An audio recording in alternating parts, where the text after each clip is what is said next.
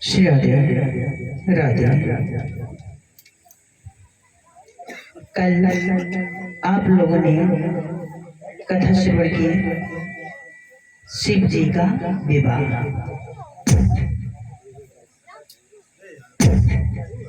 आज कथा है ध्रुव चरित्र। अच्छा, ये बताइएगा ध्रुव को कौन कौन जानता है? परीक्षित जी, ध्रुव महाराज को जानते हो? जानते हैं।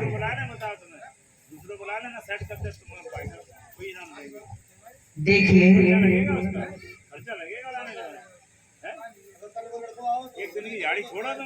राजा उत्तानपाद का पुत्र ध्रुव।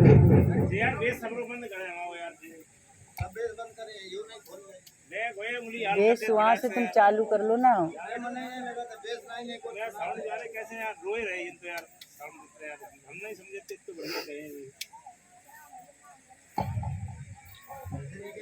राजा उत्तानपाद का पुत्र ध्रुव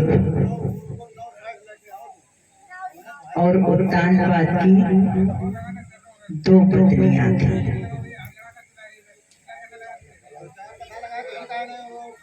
सुनीति और सुरुचि। इन दोनों पत्नियों का अर्थ क्या होता है भक्तों? हर पुरुष की दो पत्नियां होती हैं,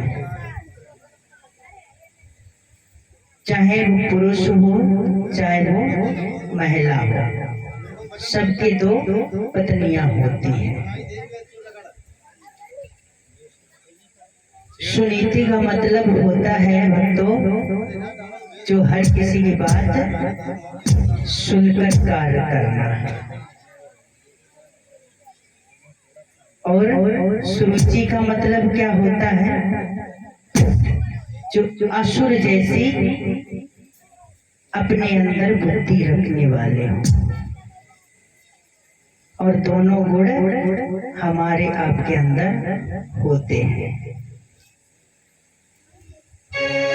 क्योंकि सुनीति बड़ा सोच समझ के निर्णय लिया करती थी और सुरुचि जो होता था वो करती थी, वो अपनी मर्जी से चला करती थी।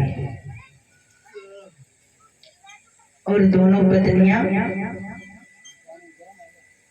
महल में रहा करती थी, लेकिन जो सुनीति थी ना भक्तों, वो उत्तानपाद से अलग रहा करती थी, क्योंकि सुरुचि ने उसे बाहर निकला दिया था। और सुनीति का पुत्र ध्रुव था। कुछ समय बीत गया। एक दिन उत्तानपाद अपने सिंहासन पर बैठे हुए थे और ध्रुव खेलता हुआ आया। उधर वहां पे सुरुचि बैठी हुई थी उनके पास में। भक्तों, ध्रुव ने सोचा मैं अपने पिता की गोद में बैठ जाऊं, लेकिन सुरुचि ने उसे सिंहासन पे भी नहीं चढ़ने दिया। उसका हाथ पकड़ के नीचे उतार दिया। भक्तों, यदि हमारा ही खून कोई उसको मारे या उसको धमकाए तो कितना बुरा लगता है, लेकिन उस समय उत्तानपाद को जरा भी कष्ट नहीं हुआ जब सुनीति के पुत्र को सुरुचि मार रही थी, पीटा भी था।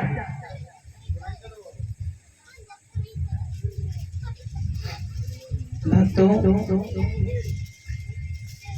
अब सुरुचि कहने लगी उस नन्हे से बालक से कि अगर तुझे गोद में बैठना ही है तो मेरी कोख से जन्म लेके आ, इसके बाद में तू इस गद्दी का अधिकारी बनेगा।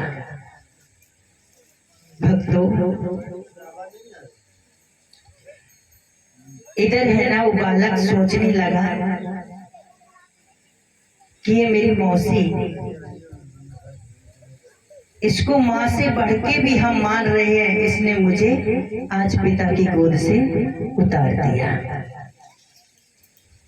और मौसी कहने लगी कि जा तू तप कर, जाके भक्ति कर, भक्ति में भगवान खुश होकर आएंगे तो उनसे ये वरदान मांगना कि मैं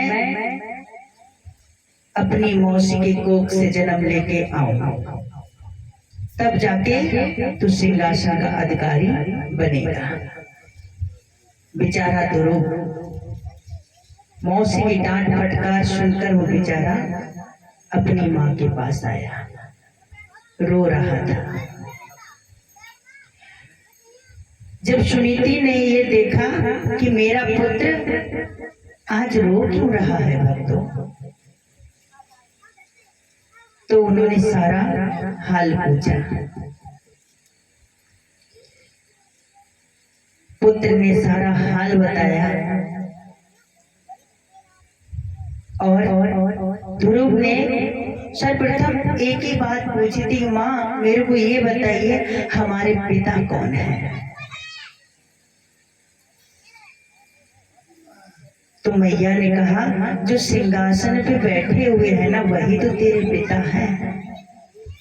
कि ऐसा पिता जो पुत्र को है ना कोई मारे और उसे जरा भी दर्द ना हो, जरा भी कष्ट ना हो, ऐसा पिता। ध्रुव बेचारा रो रो के अपनी गाथा बता रहा है। तो मैया ने पूछा आखिर मौसी ने कहा क्या तुझसे। कि मैया मौसी ने मुझसे ये कहा कि जाओ तुम भक्ति करो, भक्ति में भगवान खुश होकर आएंगे तो उनसे वर मांगना, वरदान मांगना और मेरी कोख से जन्म लेना, इसके बाद में तुम इस सिंहासन के अधिकारी बनोगे, अन्यथा नहीं।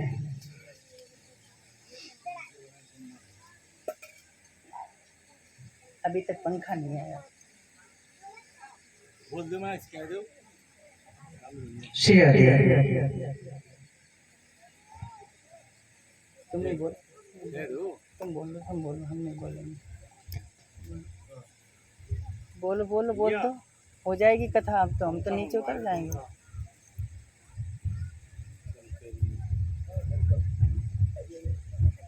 मंच पे बैठ जाओ 2 बजे से या 1 बजे से और व्यवस्था यहाँ कुछ भी नहीं हो पाती है।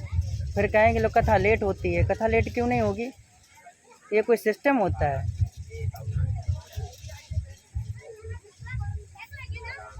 कथा करो चाहे बेशक प्राण निकल जाए, कथा करो, कथा करो। यहाँ मर रहे गर्मी की वजह से।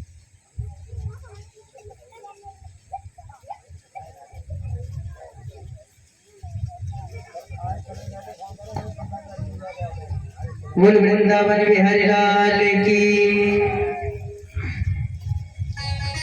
तो भक्तों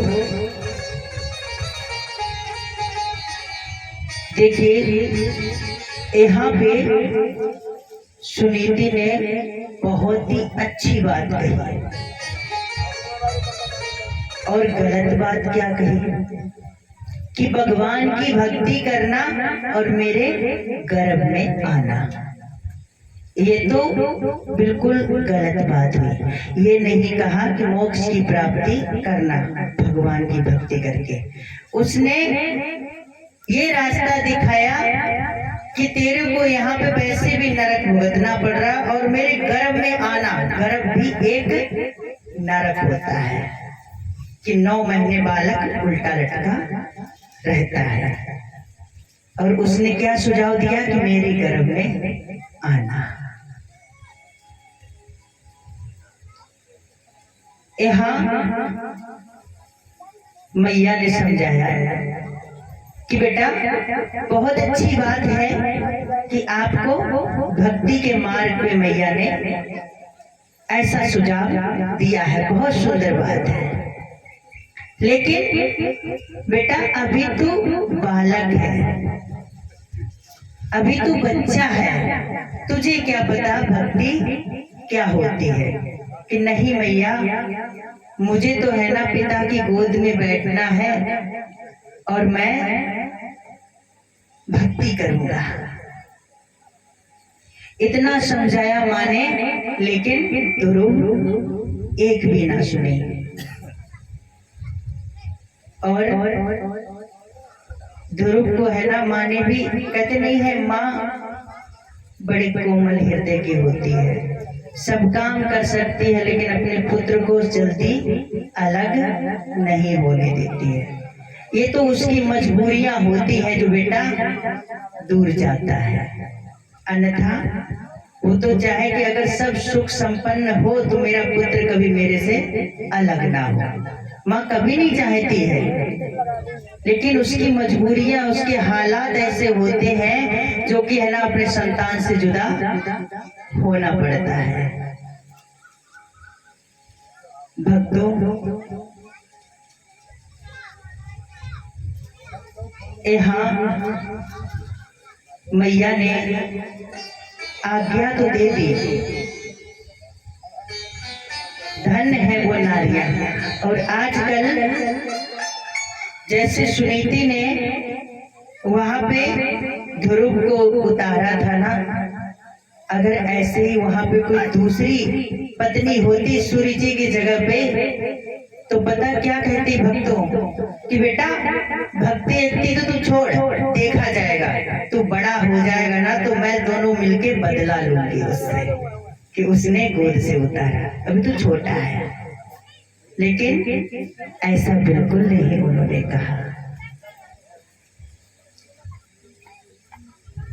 क्योंकि अगर हमारे पास से, यदि मेरे घर से या आपके घर से या आपके गांव से कोई व्यक्ति अगर भक्ति मार्ग पे चल देता है, सच्चा भक्त बन जाता है भक्तों, तो पूरा गांव नहीं पूरा जिला तर जाता है। जहां जहां उसके कदम पड़ते हैं वो धरती पवित्र हो जाती है। और मौसी ने उसको उकसाया तो भक्ति के लिए, तो सुरुचि बोली कि बेटा तू भक्ति मार्ग पे जाएगा, तेरा पिता, ये तो पिता है ही है, तेरा तो पिता परम पिता परमेश्वर है। तू भक्ति करेगा, तेरे को तो उसके गोद में बैठने को मिलेगा। मेरे प्यारे भक्तों, इधर ध्रुव अपनी माँ को प्रणाम करके जाने लगते हैं। और